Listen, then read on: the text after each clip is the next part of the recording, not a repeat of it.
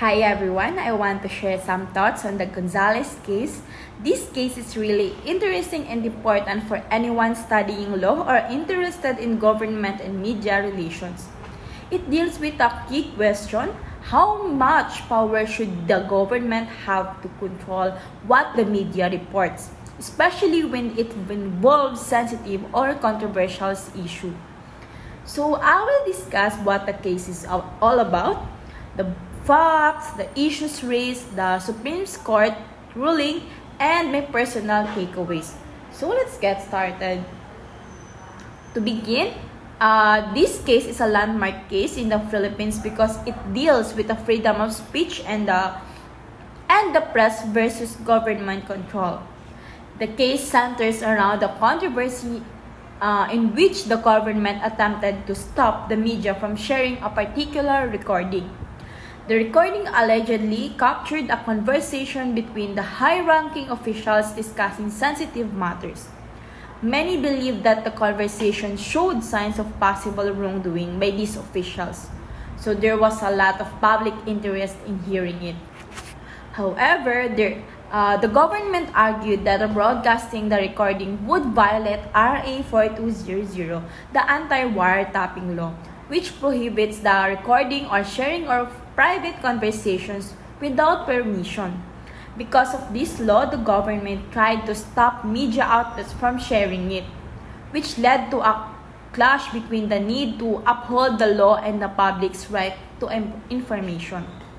At the heart of the case, then, it is a question of whether the government actions were justified under RA 4200 or whether they crossed the line by infringing on freedom of the press.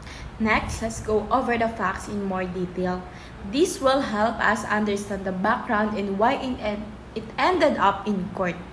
The controversy began when a recording was released that supposedly captured a conversation between high-level government officials.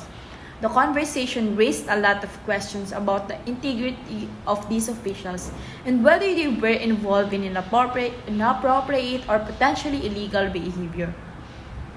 Understandably, this sparked huge public interest. The media, recognizing that the importance of the recording, started broadcasting parts of it to keep the public informed. But here's where the things took a turn. Government officials issued a warning to the media, instructing them to stop airing the recording. They claimed that sharing it was a violation of RA 4200, the anti-wiretapping law. This law states that it's illegal to record private conversation without a consent and prohibits people from using or broadcasting such recordings. The government believed that the media was breaking the law by airing this conversation.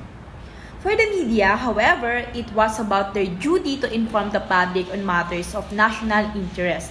They argued that this recording was newsworthy and that the people had the right to know if their leaders were involved in potentially corrupt activities. This tension led to the case going to the Supreme Court, where the main question was whether the government's actions were legal or if they overstepped and violated the press freedom. Moving on to the main issues in this case, there are a few key questions here that really get to the heart of the matter. First, the court had to determine if the government's attempt to stop the media from airing the recording was legal. Was the government within its right to use RA 4200 to prevent the broadcast? The government argued that because the recording was obtained illegally, sharing it would also be illegal. This raises an interesting point about the application of the anti-wiretapping law and whether it can be used to limit the media's ability to report on sensitive issues. The second big issue is that it is related to the constitutional rights of free speech and freedom of the press. The media argued that the government's warning to stop airing the recording amounted to something called prior restraint. Prior restraint is a situation where the government tries to prevent someone from saying or publishing something before they even do it. In the Philippines, prior restraint is usually not unless there is a clear and present danger that would justify limiting speech. So the court had to decide if the government had proven there was a clear and present danger in broadcasting the recording. Without this justification, it could mean that the government was infringing on the media's constitutional rights. The question where it's really about balancing two things: the government duty to uphold the law and protect privacy, and the media's role in keeping the public informed. Now let's look at the Supreme Court's ruling and how they address these issues.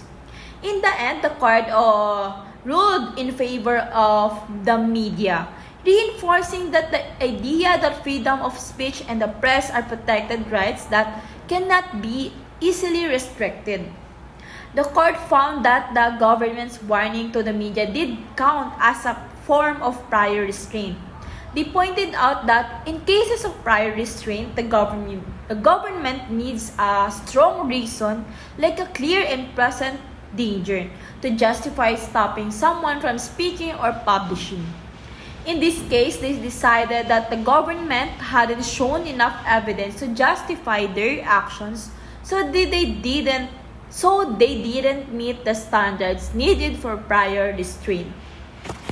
The court decision also clarified how RA 4200 should be applied. They recognized that while the anti-wiretapping law is important and protects privacy, it shouldn't be used in any way that restricts freedom of the press without a very strong reason. They emphasized that the media has a role in a democratic society to report on a matter of public interest, even if the information is sensitive or official or critical of the government. So the ruling was a victory for media freedom and reinforced the idea that prior restraints should be used only in the extreme cases. This highlighted that government power has limits, especially when it comes to restricting free speech and the press. Now that we covered the ruling, I want to share my personal takeaways and learning from this case. One of the biggest things I learned is about the role of media and in a democratic society. The press serves as a watchdog over the government, and it is crucial because that they have the freedom to report on the things that matter to the public, especially if it involves holding powerful figures accountable. This case showed that without a free press, important information might be hidden from the public and would be less informed about what's happening in our government. Another important takeaway is the balance between the law enforcement and rights.